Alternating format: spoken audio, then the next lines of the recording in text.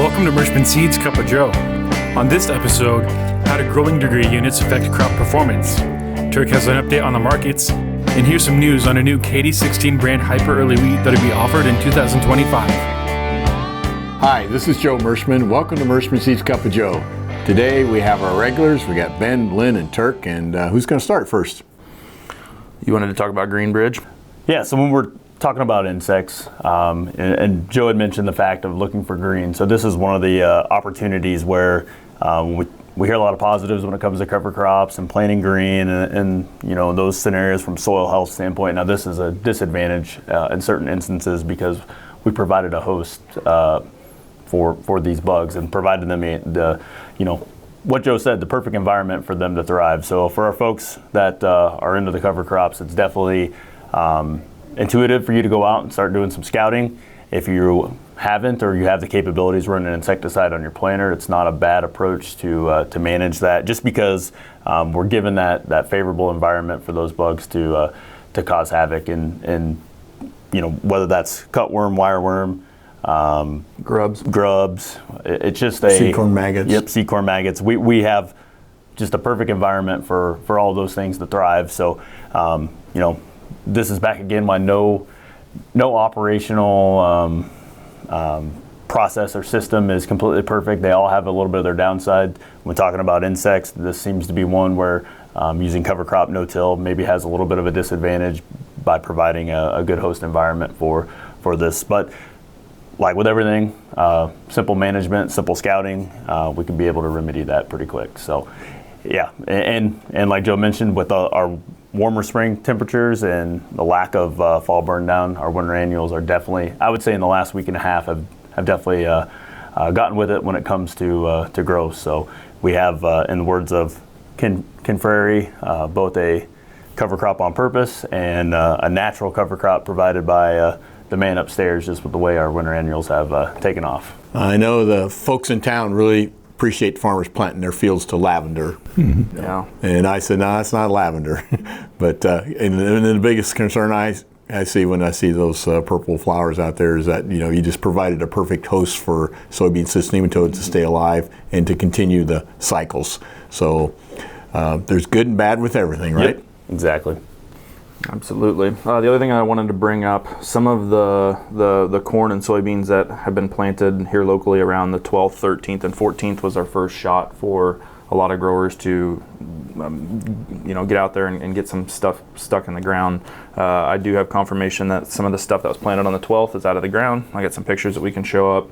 That corn looked like it had plenty of growing degree units and enough warmth to come out of the ground. It's going to be very healthy, no problems there. Some of the stuff that was planted that like Sunday, it's amazing what 2 days in growing, 2 days in forecast and 2 days being in the ground accumulating heat units can make a difference, because some of that corn that was planted a little bit later that experienced cold temperatures at a different time, corn didn't exactly know which way to grow. So we have some horizontal growth, we have some roots coming up out of the top of the plant. It's not going to be a problem, but you can tell that a couple more days of cooler weather, we probably would have had some pretty uneven growth. So I think we're going to sneak out just fine. But it's amazing when you accumulate growing degree units. Just those 2 days worth of growing degree units can make a world of difference in how well that corn plant's going to come out of the ground. So yeah, I think it's a testament to when we've preached about it for a while now. When you're looking at early planted soybeans or corn, the thought is the 48-hour period, but we actually like to look clear out to 5 days to make sure that we're getting the proper either growing degree units or lack thereof, in our case, of rainfall that slows the process down and provides the plant with an optimal growing environment when it's down in that surface. I looked at some beans that would have been planted that same time as well, and beans in that boat are a day, 2 days away from probably being able to row a little bit. It has definitely slowed its growth. There's not usually when we have early planted soybeans here locally, we get the cold weather that we have before. You kind of see a little bit of a turnaround in the plant. Everything looks to be growing exactly the way that we want it to do. On the stuff that was planted on Sunday, you could definitely tell that it is just not, had the vigor compared to the stuff that was planted on Friday and Saturday, but we will see emergence on that probably 2 or 3 days behind. But the stuff planted definitely on Saturday. I would be shocked if it wasn't up on Sunday and being able to row that. Yep. The old rule of thumb always is if you can get 72-hour window with no rain, and warming temperatures, that's the ideal environment to plant seed into. However, it's very hard to do, because, like I say, we're in a rainy weekend right now. So anything that was just planted just prior to this, fortunately, we're going back up to 80. So we'll probably work through it if we don't get crust, right? Yep. The good news is we're in a warming trend now, and all these things that we're talking about will kind of go away, and everything. I think we're off to a good start.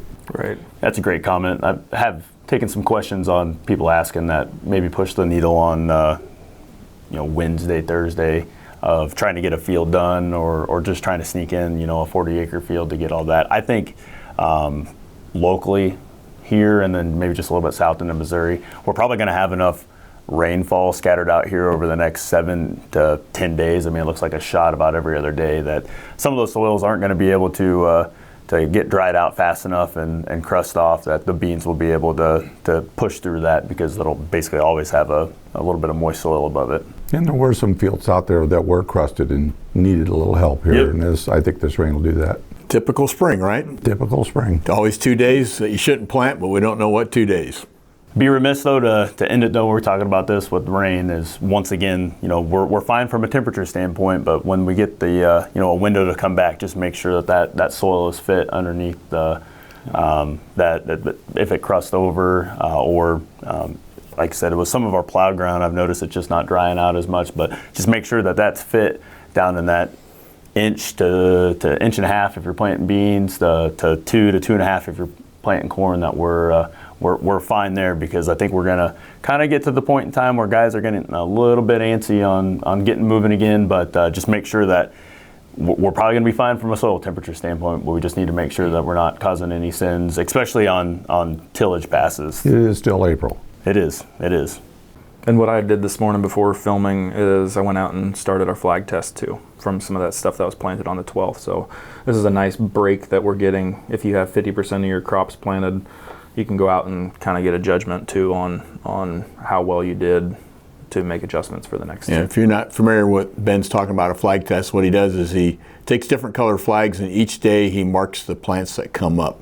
And he's basically looking for uniformity, Yep, and 1/1000th of an acre. So Yep. in a 30-inch row, that's 17 feet 5 inches, and you just mark them every day that they come up with a different color flag, and you can make some adjustments very well if you have a planter row that's missing. Correct. So, like if something's planting deeper, shallow, or whatever, I mean, this is extremely valuable to be taking notes this time of year. So, Turk, do you have something for us today? I was just going to talk about the opportunity for marketing. Corn is up about 40 cents from its lows in the end of February. Soybeans are up 50%, but that's about mid-range. They went up to 12. The 11 and a quarter was the low. They went up to over 12. And I'm talking about November soybeans, and they're back to about 11.75. So they're kind of mid-range. Corn is actually at the higher end of it from its February low at 40 cents. And then wheat, those guys that have been holding on for $6 wheat, you have the opportunity, Ben. it's going higher. It is. It's going higher. Well, it sounds like in the western plains it's a little bit dry, and some things going on in Russia too, and that are positive. So India, yeah. So there's some bigger picture things that are giving a little support to wheat. But I think the good news is wheat's going to help pull corn.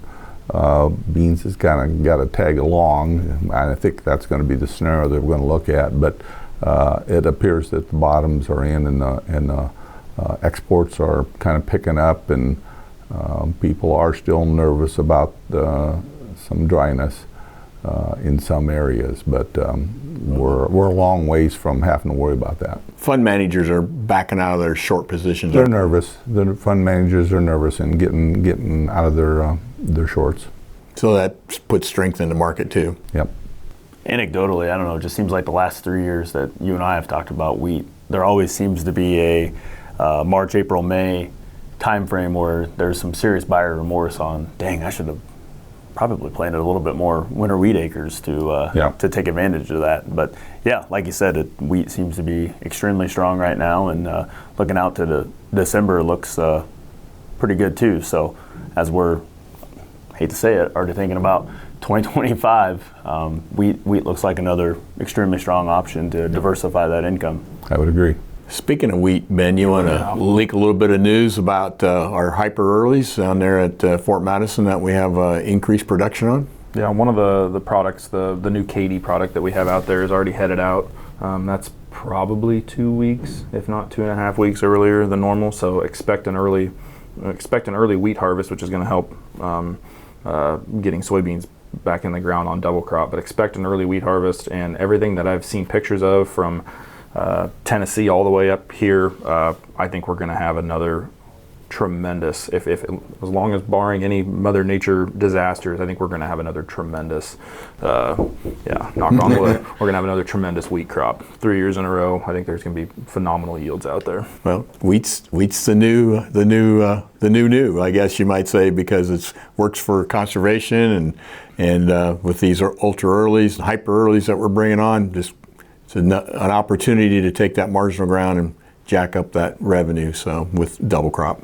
One of our sales managers, they're already through pollination down in southern Illinois and western Illinois. So when I mean pollination, the flowering of the wheat, which is usually our second fungicide application timing, and he has predictions that it'll be, even our Maddie, which is a medium early, will be off before the 15th of June. Potentially, wow. He thinks it could be way closer to the end of May, but he's a little optimistic in my opinion. Right. It always seems like wheat, it looks like it should be ready, but it takes another week then. And that's good. That longer fill time, that's right. It makes it heavy wheat. Don't go too fast, right? Right. Right. No, but I think I do think that harvest will be 2 weeks earlier than what everybody's expecting, which is following. Yeah, that's the spring. The leaf out of the plants were 2 weeks earlier, so right. You'd think the wheat would follow it too. It's gonna make our ultra earlies look super early this year, so I'm excited. That's great. Good plant height too. Right. What was the story you're telling me? Most of the wheat is mid-inseam on you. So yep. A lot of yeah. Good straw opportunity for guys that are looking to take another advantage of growing ultra early wheat. Yep. A lot of warm weather and moisture helps. So. Well, appreciate the input. I know everybody's busy and trying to get that crop in. So I don't know. I got so many bad jokes this week. So but I'm just going to tell one, okay? And I have tremendous respect for these K9 units that are out there. You see them out there more and more common in all the police departments and whatnot. So this one here is about K9, okay? A man boards a plane and is seated next to an air marshal and his sniffing dog, the K9. Soon the plane takes off and the marshal says, "Sniffer, search." Dog walks along the aisle, stops next to a woman. He returns to his seat and puts a paw on the marshal's arm. "Good boy," says the marshal. "What happened?" asks the man. "Well, the woman is in possession of marijuana. We will arrest her when we land." Once again, the sniffer searches the aisles. He stops beside a man, then returns to his seat, places 2 paws on the marshal's arm. "The man is carrying cocaine," the marshal says. The dog walks up and down the aisle, then he races back, jumps into his seat, and poops all over it. "What's going on?" demands the man. The marshal nervously replies, "He just found a bomb." That's really bad, Joe. I'm sorry. That's really bad. If you ever fly, now you know. Oh, I do occasionally. All right. Well, I'll try to do better next week. Next week, I'll just warn everybody in advance, I'm going to do a couple jokes on snails and hippos and see what they have in common, okay? Okay. Okay. Well, thanks for watching this week. We hope your family is healthy and safe, and we hope they're getting that crop in. And again, we appreciate your business. If you need more seed to finish up, we can take care of you. We'll see you next week.